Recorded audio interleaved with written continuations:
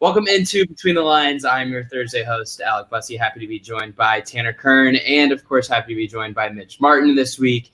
Normally we're by myself, but I've been really busy this week, and I haven't been able to dive into the baseball coverage like I normally did. So I called on my go-to setup man and relievers this week to help me out. Guys, how we doing? Yeah, man, I'm doing good. Happy to be here. Happy to be on the Thursday edition of Between the Lines. I mean, Monday still is the premier show of the week, but Thursday's good too. Yeah, I'm happy to be here too. Excited for Field of Dreams tonight for sure. Yeah, I'm super excited for that. Before we get into conversation, there's a couple of things I do want to mention. First of all, make sure you subscribe to the Sports 2.0 Network and connect with us on all social media at Sports 20 Network. There's not a point in there between the 2 and the 0, just so you know. You can find us on Twitter, Instagram, Facebook, YouTube as well. That's where you're going to find a lot of these videos if you're not able to watch live, or if you want to go back and watch later, see if you miss anything like that. Tanner, I know there's something big that you want to hit on too, so I'll throw it to you real quick. Yep. So Caesar Sportsbook, we say it every morning on MLB Daily Picks, guys. If you are in a state with Caesar Sportsbook where it is legal, you get a risk-free bet up to $5,000. We need risk-free bets for preseason football because anything can happen. We need risk-free bets for baseball. Why not? $5,000. Use promo code SPORTS20RF. The link is in the description below. The information will be right there in the corner of your screen all night long. So make sure you check that out. Lock that up. If Caesar Sportsbook is in your state, just put the promo code right in when you're registering, and you're going to get that promotion from the Sports 2.0 Network. Alec, thank you very much for letting me read that, and I'm going to toss it back to you. Of course. All right, let's get into the conversation. Guys, tonight is, I want to say, maybe a historic night in Major League Baseball history with the Field of Dreams game going on between the New York Yankees and the Chicago White Sox. Of course, this was supposed to happen last year in 2020, and I believe it was supposed to be against the Cardinals and White Sox, but I could be wrong there, so don't quote me.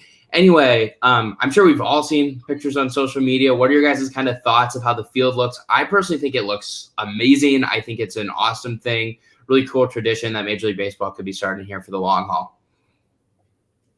You can go, Mitch. Okay, yeah. Well, I think it's awesome. I think it'll be good for the sport. It'll finally bring some outside of baseball fan eyes to the game. Like some people that don't normally watch the game, but they're gonna be like, "What? Like they're playing an MLB game in the middle of a farm?" Like I feel like that's gonna bring so many more eyes to the game. It was a good idea by the commissioner, and I also think it's kind of cool that they're allowing only local fans, only local Iowa fans. It kind of keeps it as like a small town feeling thing. Because if they didn't do that, they would have fans coming from New York, which don't like Yankees fans too much, and then they have fans coming from Chicago, and it just wouldn't be the same as having a full like farm town type of feel to it. Yeah, I mean, you look at Kevin Costner throwing in the outfield today. That was pretty cool. It kind of brought things full circle for me. But yeah, I mean, the field looks sick. There's just no doubt about that. I was watching the 14-year-olds play on like the actual Field of Dreams today. I saw a home run hit. That was pretty cool. But yeah, there was some MLB promotion they were doing with the 14-year-olds. But hey, man, I'm excited for the game. I'll probably be flipping back and forth between this and the Patriots game tonight. But I do want to see the Yankees lose. That is why we will be watching this game. I don't care about the field. I want to see the Yankees lose. Just before we can get into the actual baseball conversation of this game, because I do think we should get into it. It's a pretty big game on the calendar. Where does like the Field of Dreams, like the actual movie, rank for you guys in terms of like tiers, or you can just, if it's a specific ranking, if you have a specific list of your baseball movies, where does that movie rank for you guys? Because I seriously think it is one of the more overrated baseball movies out there. Yeah. Honestly, I was thinking about that today, and I was like, it's my third favorite one. I have $1 Million Arm, and I have Moneyball above it, but Field of Dreams is just a feel good. I mean, that's what my parents showed me when I was 5 years old. That's what made me fall in love with the game. So I think that it kind of has a sentimental feeling for me. Yeah, I mean, when I look at the Field of Dreams movie, I would say Bad News Bears is definitely above it for me. The recreation, I don't like the old one. I like The Sandlot. Fever Pitch, Red Sox fan. I mean, best love story of all time. Fever Pitch is the best. So Field of Dreams is up there. I mean, but it's not. I mean, this is cooler than the movie. Let's put it that way. Yeah, I just think the movie, and I'm by no means like a crazy movie critic person. The movie to me just has like such a weird storyline with this guy traveling all across the country to like figure out this story, and it just kind of bounces around a lot. I haven't seen it in a long time, and maybe I'd understand it more now that I'm older, but it's just an odd movie. The Sandlot's up there for me. Moneyball's up there. Good mention there, Mitch. $1 Million Arm. I haven't heard a lot of people mention that one at the top of their list for baseball movies, but that one's definitely up there. Have you guys ever seen 61? It's kind of like based on a true story. the story of Mickey Mantle and Roger Maris kind of battling it out to break the Babes home run record. That's a good one as well. And then obviously there's like the classics like The Natural and those, but it's not up there for me, and I don't really know why, but we'll move on to the actual game because there are some interesting storylines. The Chicago White Sox, Carlos Rodon was slotted to start this game for the White Sox, and he has kind of been in the conversation at points this year for American League Cy Young. He's kind of fallen off of that a little bit. His arm just looks a little bit tired. He's going through some left shoulder fatigue, so not only does it look tired, but he's actually tired. He's on the injured list, and Tony La Russa kind of made it sound like he might not be back in 10 days. That sounds like it might be a little bit optimistic. One guy whose arm never gets tired is replacing him tonight. That's going to be Lance Lynn, and I'm pretty sure I saw this today on social media or I read it. Lance Lynn hasn't allowed more than 3 runs, I think, in any start this entire season, or maybe he's only allowed more than 3 runs in one start this entire season. Guys, Lance Lynn has been incredible for the White Sox. They locked him up earlier this year, and he's really kind of been a good, steady guy in that rotation for the White Sox. Yeah, I mean, you look at what Lance Lynn has done for Chicago, it's been pretty impressive. That whole pitching staff's been impressive, though. Yeah. Like, this is a team that they don't impress me offensively at all. I mean, they put the ball in play, whatever. I said it. Okay, when we're looking at the American League playoffs, they don't impress me. They don't, okay? When you look at their pitching staff, I'm scared of that staff over 7 games. I'm scared of that staff over 5 games. Just the fact that, okay, Lance Lynn can go 6-7 innings, and then you're going to get Craig Kimbrell and Liam Hendricks thrown at you. I mean, that's pretty scary. But this team does not impress me offensively. Alec, I think the Yankees could out-hit them tonight. I don't want that to happen, but it could happen. Yeah, Mitch, you agree with me. Mitch agrees with me. Yeah, no, I agree with you on the fact that their lineup isn't great, but I think their pitching oversees anybody in the American League. So I think it makes up for it. But they remind me of their lineup. Kind of reminds me of the the Rays. They just they put the ball in play and they come up with clutch hits, timely hits, and that's kind of their recipe to success. That and timely pitching and really good bullpen. Okay, I'm sorry. I don't know if you guys just don't watch the White Sox, if you don't read about the White Sox, if you don't take in White Sox content at all. You realize that on Monday, and I realize today is now Thursday, Eloy had come back and he had 11 hits at the conclusion of Monday night's game against the Twins. He had 11 hits in his 9 or 10 games. He had come back from his torn pec that he suffered at the end of spring training. 9 of them were extra base hits, and I believe 4 of them were home runs. Or 5 of them were home runs. What are you talking about? That guy's incredible. Luis Robert is just getting back. He had 2 hits in his first game back from the injured list. He had a hip injury. So those 2 are getting back. Their lineup's getting so much more deeper. It's getting so much longer. You add that with Jose Abreu, who I know hasn't been the MVP candidate that he was last year. But I think a lot of that has to do with the fact that he doesn't have the protection in the lineup that he has had the past couple of years. Tim Anderson's still Tim Anderson at the top of the lineup for them. That lineup's really good. And I haven't even mentioned Yoan Moncada yet. And I know Moncada hasn't necessarily put up the numbers that a lot of people kind of expected him to be, but he's a pretty steady bat in that lineup. And Cesar Hernandez is a second baseman who hits for a lot of power. And by the way, Yasmani Grandal's been on the injured list for 2.5, 3 weeks now, maybe even a month. Yes, he's a really good hitting catcher. That lineup is really good. I'm not saying it has the offensive ability that the Yankees does when the Yankees are fully hitting and fully healthy, but that White Sox lineup is, in my opinion, the second best maybe in the American League. And quite honestly, I think the White Sox are the best team in the American League right now. You look at that pitching staff, Tanner, you kind of hit on it. Pitching and defense is what wins in the playoffs, and it's going to carry them not only to the playoffs, but guys, they're 11 games up right now in a really bad division, albeit, but they're 11 games up in that division, and that division lead is only going to get bigger because not only is their pitching staff deep, their bullpen's incredible. Their starting pitchers only have to go 5 innings because they can go to a Bummer, they can go to a Kopech, they can go to obviously a Hendricks, they can go to a Kimbrell. I don't really understand what you guys are not high on the White Sox for. I think they're the favorite right now to come out of the American League. And Tanner, that's kind of changed since the last time you were on this Thursday show where we were talking about, the Red Sox kind of look like the team that's coming out of the American League, and they're starting to get things kind of going, I guess, a little bit in their last 2 or 3 games here. They got the win last night, but it's the White Sox at the top of the American League for me, and that pitching staff is great, and that lineup is getting healthy at the right time, and they have a manager who whatever you think about him, he's proven to know how to press the right buttons for a team that has had to overcome a lot of injuries this year. Wow, Alec, that was beautiful. Beautiful. Give him a clap there. That was good. That was good. Here's the thing, Alec. Yeah, you didn't turn me over. Because you know what? I have no respect for the White Sox. Here's the thing. They don't play anyone. You talk about I could give a shit about a 10-game lead in the American League Central Division. I mean, that's like freaking JV baseball.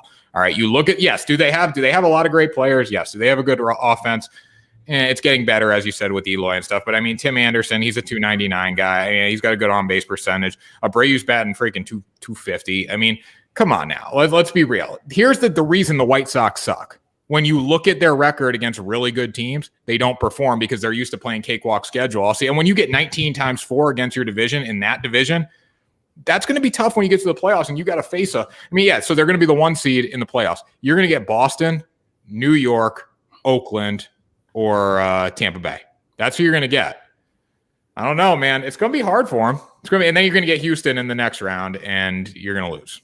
I just think that pitching staff is too good. That they have by far the best pitching. Yeah, they do, 100%. And pitching and defense wins. Pitching and defense wins more games in the playoffs than anything. Unless the Red Sox show up and score 20 runs. There's no hitter in that lineup, though, that terribly scares me. Like, there's nobody I look at and I'm like, this guy will put out a bomb in the playoffs. This guy will carry this team through the playoffs. I understand Yoan Moncada. I understand Jose Abreu is good. Tim Anderson is good, but none of those guys scare me like a. Did you not hear the number I said about Eloy? You do realize they lost 1-0 yesterday, the Minnesota Twins, right, Alec? He's on a good run, but you do realize they lost 1-0 yesterday. All that guy does is hit. I'll give it to you. He's not a very good defensive left fielder. That's obvious. But he is an incredible hitter. And they lost 1-0 yesterday, Alec. Cool, dude. Your Red Sox have lost 3 of 7. We never left. They've lost 7 of the last 10. We've never left. Okay, we've been here the whole freaking time, and you know You're what? 4 games back in the division, and we're gonna win the freaking division. Just mark my words. And the Blue Jays are coming too. Be careful. The Yankees are only 2 games back. All right. Well, you know what? I'd rather be a Red Sox fan than a Cardinals fan right now. Yeah. Well, it's kind of rough right now. Okay? It's kind of tough. All right, let's move this on to the next. This is kind of a good transition into our next conversation with kind of a standings update. We'll focus on the American League East here because I've got 2 American League East guys. This is a division that's really interesting. Obviously, Tampa Bay Rays are 7-10 in their last, or 7-3 in their last 10 games. They've taken a 4-game lead in the American League East. The Red Sox have struggled, however, in those last 10 games. They've just got 3 wins in their last 10. They're still 16 games over 500. The Yankees, though, they're surging despite another COVID outbreak in that clubhouse. I don't know what vaccine they got, but they need booster shots. Also, go get your vaccines if you haven't yet. Alec, okay, first of all, I will throw the political statement aside. I'm not talking about that. Don't say the Yankees are surging when they're playing a JV schedule, please. They have not played. They're winning games. They have not played a single game. The Royals. Yes, come on now. They're winning games. They're making moves. They're playing the AL Central. Without their best starting pitcher, without the first baseman they just traded for, they're making moves. They look good. They're in a better position now than they were on the trade deadline. And I feel more confident today. Yes, they're still 2 games back on the wild card. I still feel more confident today that they're going to get a playoff berth. And the Blue Jays are right there with them, too. So I think that the Blue Jays, Yankees, obviously competing with the Oakland Athletics pretty heavily for, that second wild card spot, because I think the first one's going to go to whoever gets second in the American League East. And I guess the Yankees or Blue Jays could still get that. I mean, they're only 2.5 games back of the Red Sox right now for second place. But I think that there's 3 teams from the American League that are going to get into the playoffs. Yeah, I'm not even saying this just because I'm from Toronto or because I'm a Blue Jays fan, but the Blue Jays are a better team than the Yankees, hands down. They're 8-2 in their last 10. We've been surging since we came back to Toronto. And also, not even to say that, the Yankees just don't really have the starting pitching depth that the other teams in the American League do. I know they have Garrett Cole. I know they have Domingo Germain, but other than that, nobody in that starting rotation really does what Jose Barrios does what Hyun-Jin Ryu does what Alec Manoah's been doing lately. I think the Yankees can make a playoff push, but I don't think they're any better than the Blue Jays. If anything, they're right even. Yeah, I mean, you domestic abuser Domingo Herman and Garrett freaking Hermit the Crab or Hermit the Frog Cole, like they don't scare me. They don't scare me at all. The Yankees don't scare me. You look at who they played. They haven't played anyone. Let's be real. Okay. The Red Sox have been through the freaking ringer in the past 2 weeks, and they're still here. They're still here. They're still playing well. And now the Red Sox get the Orioles this weekend. I don't know. I didn't check what's the score out right now, that game. I want to look at that. All right, Red Sox are down 4-1 right now. But anyways, we got the Orioles this weekend. We're going to rock and roll. I mean, it's just, I feel like you're really kind of just writing off the Yankees, and they've been playing well. And I'm not saying that they're going to win the World Series. I'm not saying they're going to win an American League pennant, but you can't go back. To go back to what you were saying earlier, that lineup on paper is as good as anyone in baseball, up there with the Dodgers. And you just are now you guys are both just saying, throw it out. Doesn't matter. I totally agree with the lineup. Yes, I agree, Mitch. You make great points about their pitching staff. Their pitching staff is very concerning, but they're going to score runs at some point. Alec, so I got to read you something here, but I know this is your show, but I got to read you something. Since they got beat 14-0 by the Rays on Thursday, July 29th, they have played, let's see. Okay, so they go play. All right. If you're about to say they've played a bunch of teams that are under, they played the Marlins. They have played the Orioles. They have played off day. They have played the Mariners. Really hard team there. They have played. Looking for anyone want to help me out here. They have played they are beating the Royals. Yeah. So like now they're against the White Sox. Yeah. Okay. I get what you're saying. They haven't played a lot of good teams at this stretch of their schedule, but part of being a playoff team, guys, if we're being completely honest, is beating teams that you're supposed to beat. And that's something that the Rays have done this season. That's something the Red Sox have done really well this season. That's something that the Chicago White Sox have done, quite frankly, better than really anyone this year on their schedule, outside of maybe the Giants out in the NL West. But beating teams that are bad, beating teams that are worse than you is something that playoff teams do. And I'm going to give the Yankees some credit here. They weren't doing that at a high rate before the trade deadline. They've started to do that since then. So I'm going to give them some credit. Are there any other divisions we want to talk about? I don't think we need to talk about the AL Central. I don't really think we need to talk much about the AL West, other than the fact that the Oakland A's are only a game and a half back of the Houston Astros, and they're playing really well. They're 8-2 in their last 10. The Astros are just 4-6 in their last 10. I think that Tanner, you're really high on the Astros. Kind of maybe I'm high on the Athletics too, though. I mean, the Athletics got an easy game this weekend. Who they playing? They're playing they're playing Texas. Yeah, so they got an easy 3 games. Who's Houston got? The Angels.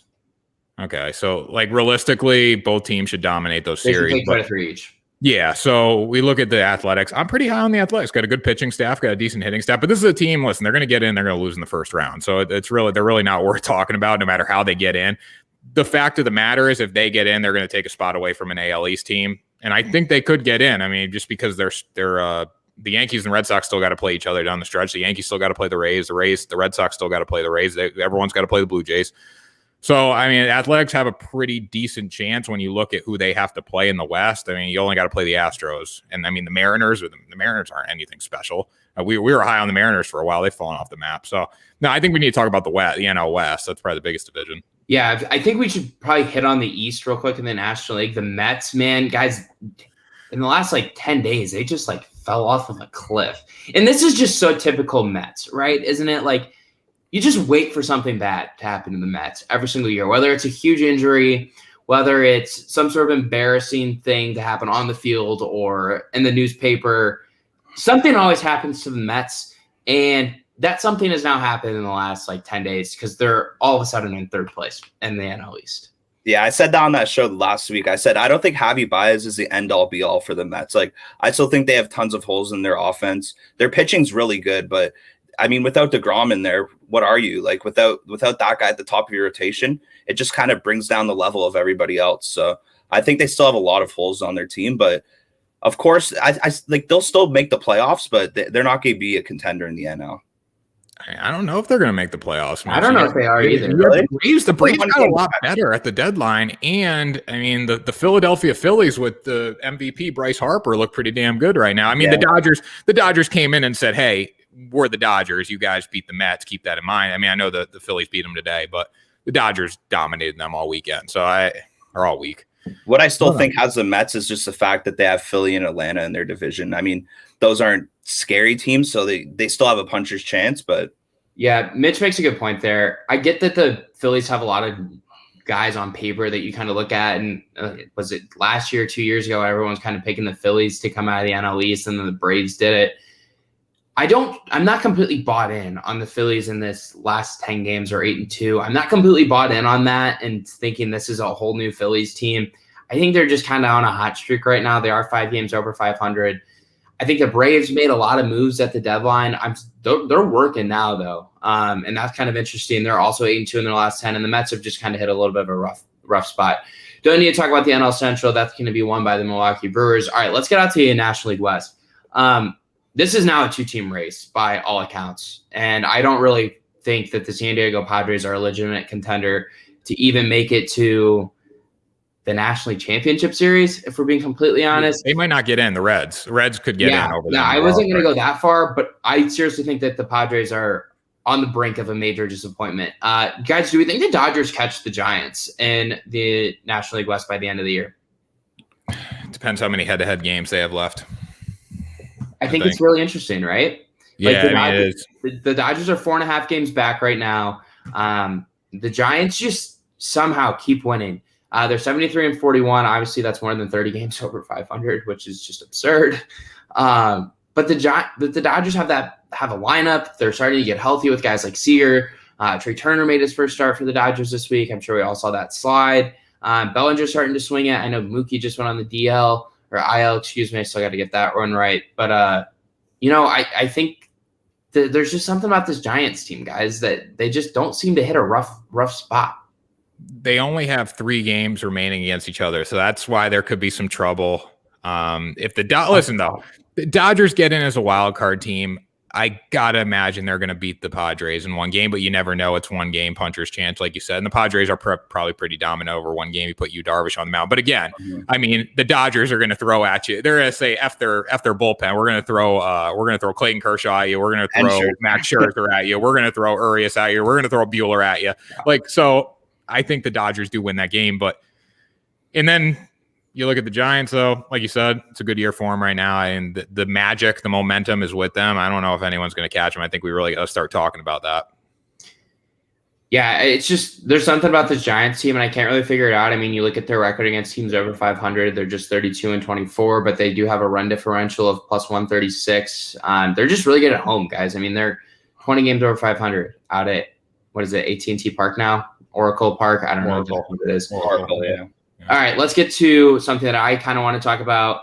Adam Wainwright does something that hasn't been done in Cardinals history in over 90 years. 39-year-old actually throws a complete game on just 88 pitches last night in Pittsburgh. Gets the Cardinals a 4-1 win. The Cardinals sweep the Pirates today after a win. Guys, I don't want to talk about it too long just because the Cardinals aren't super relevant this year, and I don't want to spend too much time talking about it. But, guys, that's a pretty special outing for a guy who's turning 40, I believe, at the end of the month. Yeah, that's an 88 pitch 2 hitter for a 39-year-old. That's insane. I just can't help but think that someone could have used him at the deadline. I mean, St. Louis is out of it. They're 7 games back. Imagine if one of these AL East or one of these NL West teams got Adam Wainwright added to their rotation. I'm surprised that there wasn't any talks about that, but that was a special start last night either way. Yeah, I mean, I wish the Red Sox would have went out and got him. I mean, the Red Sox get a starting pitcher. We're in better shape than we are right now. But, yeah, what are you shaking your head at, Alec? I just would be so upset to see him in a Red Sox uniform. Honestly, that's the type of guy that you grew up rooting for on your team, one of your favorite players since you were a little kid. You just don't want to see that kind of guy in another team's uniform. I don't like – it's funny you guys mentioned the trade talk because, Mitch made a really good point. I'm surprised no one really kind of talked about him at the trade deadline because, guys, he's been the Cardinals' best pitcher really all year since Jack Flaherty got hurt in that start in San Diego or L.A. a while ago. I mean, guys, he's 11-6 this year. He's got a 3.27 ERA in 23 starts. He's thrown 2 complete games now, and he's gone 8 innings, I think 4 or 5 times.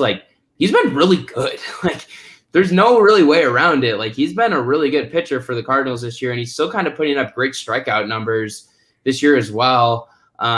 It's honestly, yeah, he leads the league. He leads the league in complete games this year. He's got 3 of them. That's absurd for a 39-year-old. I mean, 3 complete games in general is just a lot in this day and age. But he's been really good, and I'm happy that the Cardinals are going to trade him because I think he's going to come back to St. Louis next year, and the Cardinals need starting pitching help, and hopefully he's just as good next year as he was this year. I mean, that's what it means. If they didn't trade him, they expect him to come back and pitch next year. Shout out to Waino. Great outing. Fun to watch, but the Cardinals don't matter, so let's move on, Alec. Yep. All right. MVP race. This is definitely something that I think is kind of heating up in both leagues a little bit. I think let's talk National League first because we want to talk more about the American League. Bryce Harper is on an absolute surge here, guys, in the last kind of 10 days, right as the Phillies have kind of heated up. So is he. Guys, he's sitting at really impressive 297 this year. He's got 20 homers. 45 RBIs, 12 stolen bases. He's actually having one of his more impressive offensive seasons across the board. He's got a 409 on base percentage. He's slugging 560. Is it realistic to expect that Bryce Harper is able to get his second MVP at some point here? I think so. I mean, sorry to cut you off here, Tanner. No, you go. You go. I think he's having a good year. I mean, I looked at it yesterday. I was like, how's Bryce Harper even in this MVP talk? Then I looked at his numbers, and he's hitting 299. He has a 411 on base percentage. He only has 45 RBIs, but you can chalk that one up to his team. They don't get on base much for him. And he's got 3.1 WAR, which is like up there with all the NL guys. I think like even I was looking at his betting line plus 275. I mean, I think that's like good value because Tatis is injured. He's still injured. And chances are he's not coming back anytime soon. So I was surprised by Bryce Harper's resurgence. And I think it's good for the game too. It's Bryce. Everybody loves Bryce. Yeah, I mean, clear cut favorite for sure there with the NL MVP because you look at Tatis, like you said, might not come back, might come back, who knows? You look at Harper, he's crushing it right now, and then next behind him, I think is Max Muncy. And Max Muncy's not going to win anything. I think for Bryce Harper to win, though, they got to make the playoffs. I know they say, playoffs doesn't matter, but he's got to lead this team to the playoffs in some capacity. With Tatis, they're going to go to the playoffs most likely. But if Tatis doesn't come back and really lead them, I think that gives the advantage to Bryce Harper if they can pull off an NL East title. What do you think, Alec? Yeah, I think you made a really good point about the Phillies needing to make the playoffs for this to happen. I think, and this is no disrespect to Bryce Harper, and he's having a great year by all accounts. I think he's really kind of benefited from the fact that if you look at it, there's only players on really the Giants and the Dodgers who you feel like could win an MVP right now in the National League. There's no one on the Mets you feel like could still win an MVP. I think earlier in the year we all would have agreed that DeGrom could have done it, but now he hasn't really been healthy enough for the long haul. So I don't think he's kind of in that conversation. There's no other guy in the NL East who can still do that. Corbin Burns, I guess maybe for the Brewers, but it's so rare to see a pitcher do it.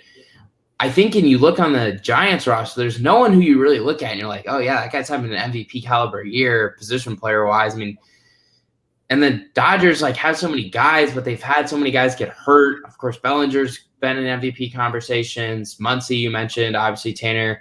Mookie Betts has struggled with injuries as well, and then none of their pitchers are having like MVP caliber seasons. So I think Bryce has really kind of benefited from the fact that there's not a lot of other guys right now in the National League other than Tatis that you can point to and make a case and say this is an MVP candidate. And that's, again, no disrespect to Bryce Harper, he's having a good year, but I think that is something that should be considered in this conversation. Yeah, it's like it's process of elimination. There's just nobody left. Would I like to see Max Muncy win the MVP? Yeah, I would love that. And the way that happens if the Phillies don't make the playoffs and Fernando Tatis Jr. does not come back. That's how Max Muncy wins. But I think it's Bryce Harper's award to win right now because of where Tatis is. We just don't know what we're going to get out of it. If they start losing, who knows? They might hold him out and say you're not. I mean, they're probably not going to do that. But if they say they went on a massive slide over the next 2 weeks and they were out of the contention, they're not putting him back this year. It's not worth risking the next 11 years to do that, or 12 years. All right, let's move to the American League. I think this conversation is heating up, but I don't necessarily know that it should be. I know Guerrero's been putting up amazing numbers offensively. I mean, he's been one of the 1-2 best hitters probably in either league all year. it's just really hard for me to say that someone is more valuable than what Shohei Ohtani's been. And not to get into the old conversation between Alec and Tanner that we got into earlier this summer, but you look at what Shohei Ohtani's doing, it's hard for me to pick against the guy if I had a vote that no one else is doing or no one else in the history of the sport has really done. I know Guerrero's been great and the Blue Jays are in contention and the Angels aren't. But Ohtani's had more of an effect on the Angels winning games and even just kind of being remotely close to relevant than anyone. They're not relevant, Alec. Alec, they're not relevant. No, you're right. They're not relevant. They're not relevant. Yeah, I totally agree with you. As much as Vladdy would be nice to have on the MVP, I mean, Ohtani is just having a hell of a year. Like he's doing something that nobody's ever done in baseball. I think the only argument that would actually help out Vlad is the fact that MVP is the most valuable player to the team. And for a team to have the most valuable player, they have to be winning. The Angels, they're not even going to make the playoffs this year. The Blue Jays, Vladdy has been our most valuable player, and he's very valuable to a contending team. I think that's the only chance you really have for Vladdy. You can't go up against a guy has all-star numbers pitching and hitting. It hasn't been seen before. It's unfortunate for Vladdy that he had to run into a guy that's making history in front of our eyes. But I mean, even the odds makers, you look at the odds, it's minus 750 for Ohtani, plus 550 for Vladdy. Like I don't really think there's a question, unfortunately. But you know what, Alex? Since we had our little blow up fight, I think that the news about Ohtani has calmed down tremendously. Like it was all building up into the All-Star break, and we really don't hear about him now unless he picks up a piece of garbage in the stadium now. Like that's the only way we hear about him. So I'm kind of calmed down about the whole Ohtani craze. Yeah, should he win the MVP? Most likely he's the Japanese Babe Ruth, right? But I will say one thing, Alec Busse. I will say you 6'4" freaking sports journalist. I will say one thing. If Vlad Jr. and the Toronto Blue Jays find a way to make the playoffs, which, sorry, Mitch, I don't think that's going to happen. I think they're too inconsistent. But if they find a way to make the playoffs, Vlad Jr. should be the MVP because, I think that can change the conversation. And also, let's be honest. I mean, you look at Ohtani's offensive stats. He's hitting 267. He's got 38 home runs. He's got 84 RBIs. Guys, I mean, if we're being completely honest, like Vlad Jr. is having a better offensive season than Ohtani is. Now they're very comparable. Vladdy gets on base at a better rate. He's got more base hits. He's got only 3 less home runs, and he actually has more RBIs as well. But when you factor in the pitching thing, it gives a heavy nod to Ohtani for obvious reasons. So that's just kind of how I look at it. Hey, Vladdy Jr. plays a hell of a first base, though, right, Mitch? Like, yeah, there you go. His defense is coming up too, and he's been on base the most in the MLB this year. But also another thing that's kind of scaring me with Vladdy right now is he's hitting under 200 in his last 12 games. He only has 1 home run. He has 10 strikeouts. He's kind of hit a little bit of a cold streak here. He just doesn't look like the same hitter recently. So if that continues to slide, I mean, he doesn't have any chance. He needs to continue that 330 average, that Triple Crown type numbers. If he can stay around the Triple Crown, that'll keep him in the race for the MVP. How crazy would it be? And this is, I don't know how legitimate of a possibility this is. How crazy would it be for Vlad Jr. to win the Triple Crown? Something that we've only seen happen once in our lifetimes and once since whatever year it was that Ted Williams did it, and have him not win the MVP. Yeah, it'd be rigged. It'd be rigged. That's what it comes down to. It'd be rigged. See, but I don't think it is rigged. It's rigged. The people love Shohei Ohtani because he can pitch, he can hit, he picks up trash. He does. We were tweeting about Shohei Ohtani freaking picking up trash. Okay, that doesn't have anything to do with the MVP vote, but the MVP voters will incorporate it somehow. Oh, he picked up a piece of trash. I'm going to give him the nod. I don't think it's rigged if that happens. I just think it's Ohtani is a baseball unicorn. Like no one's done what he's ever done. Babe Ruth did it. Babe Ruth did it a long time ago. Okay? The next Tom Brady to win a bunch of Super Bowl rings isn't going to get the same love Tom Brady did. Yeah, but no. Babe Ruth. I'm just saying you shouldn't be an MVP for picking up trash in Angels Stadium. You shouldn't. That's just the way to. I mean, Vladdy Jr. He takes a picture with a person. It's like, oh my God, he's the greatest person for the game ever. He signs an autograph. You know what? Vladdy Jr. signed a lot of freaking autographs in Canada, Buffalo, Florida. He signed more autographs than Vlad Jr. or than Shohei Ohtani has. He's been signing them all around the globe this year. Damn right he has. They don't have a home stadium. He's signed them everywhere, Alex. So calm down about Ohtani. If Vlad Jr. wins the Triple Crown, most likely the Toronto Blue Jays will make the playoffs, and that means he deserves to win the MVP award because Ohtani's going to go back to Japan in October and chill because they're not relevant at all anymore. The Angels are no longer relevant. All right. Well, how realistic is it that he wins? Minus 750. That he wins the Triple Crown. I mean, that's it's kind of an actual possibility if you actually think about it. I mean, he's hitting, what is he hitting? 311 this year? Yeah, 311 is his average this year. It's probably not that likely. Michael Brantley leads the American League with a 332 average. That's hard to catch. Yeah, I can't catch him. All right, so he's probably not going to win the Triple Crown. Unfortunately, probably not going to win the Triple Crown. No. So sorry to blue ball our entire audience right now and thinking that PG show. That got debunked pretty quickly. Yeah, he ain't winning the Triple Crown. He's not winning. But I will say one thing: we have calmed down about Shohei Ohtani realistically because he's the only one left in LA that means something and they don't win games. It was all the Ohtani craze was leading into the All-Star game. He's going to start in the All-Star game, even though he doesn't deserve to start as the pitcher in the All-Star game. Blah blah blah. Alec, I know how you feel about that. He deserved to start because he's done something nobody has done. But I think the best pitcher should start in the All-Star game. That's my opinion. He also did he end the first half? Did he enter the All-Star break with 33 home runs? That doesn't have anything to do with him stepping on the mound and throwing baseball. No, what I'm saying is he has four since the All-Star break, I believe. Yeah, I was going to say, I think that has I think that has to do with it slowing down a little bit, that he's only got 38. So he's only hit 4 or 5 since the All-Star break, and we've been doing this for a month now. That's why I've seen more clips of him picking up trash around stadiums.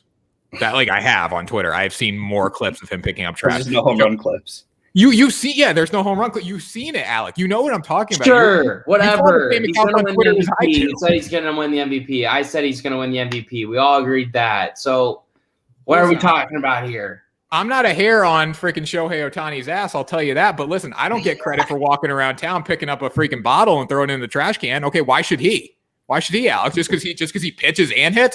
I bet Vladdy Jr.'s picked up some trash around the 15 home stadiums they've had this year. Has he gotten mentioned on Twitter for that? No. Mitch, you want to handle that? Yeah, I mean, Vladdy's definitely the type of guy to pick up trash. There you go. Yeah. He's a great dude. But, I mean, yeah, Ohtani's going to win the MVP. I hate to say it, but it's just that's how life is. He's catching the eyes of people who don't watch baseball all the time, and that's to say something. I mean, you walk down the street, you ask somebody who Shohei Ohtani is, they can tell you. You ask them who Vlad Jr. is, if you're not in Canada or Toronto, chances are because of his dad, they might know him, but other than that, they wouldn't have known who he was. Yeah, it's a very good point as well. All right, guys. I have one thing to say. One thing, Alex. Go ahead. One thing. We'll wrap up here at 40 minutes. I got one thing to say to you. What happens tonight? Vladdy Jr. steps in the box with his dad's elbow gear and shin guard on, steps in the box, looks down the plate at the trash picker-upper Shohei Ohtani, takes a freaking hanging curveball 1,000,000 feet out of Angel Stadium tonight, runs around the bases, points up to the crowd, and Shohei Ohtani strikes out 3 times and has a terrible game on the mound. Does that affect the MVP race, in your opinion? No. All right. Well, you suck. Anyways, let's move on.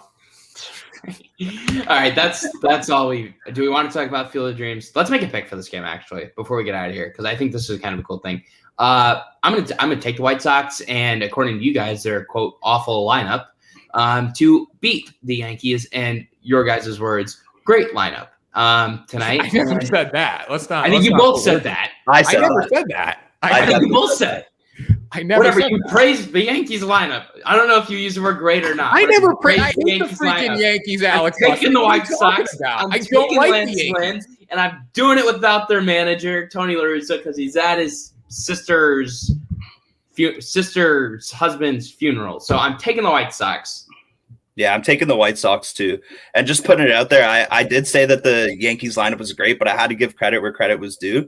I do not like the Yankees. They're probably my least favorite team in the MLB, but they got a powerful lineup, and you can't deny that.